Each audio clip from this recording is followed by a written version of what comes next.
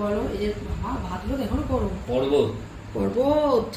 তো রাত্রেবেলা গরম গরম ভাত হচ্ছে, খিচুড়ি না রে, রাত্রেবেলা একদম কষা কষা আজকে করেছি, মটন মটন মটন কষা, মাটন নাকি চিকেন?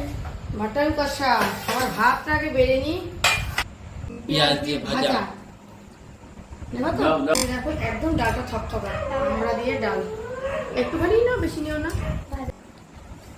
পনিরের তরকারি, পটল দিয়ে আলু দিয়ে খুব ইচ্ছে করছিল এভাবে তরকারিটা খেতে, কিন্তু এর নিচে কি আছে জানো? মেইনের জন্য, মেইন জিনিসের জন্য ভাতটা বেশি হবে। বলছি কত থেকে মেন জিনিস কি আছে?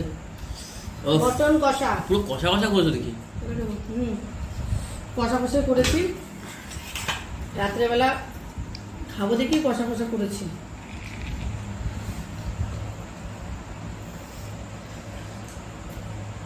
এই বাবা, এটা তেল দিলে খাবাই না তুমি।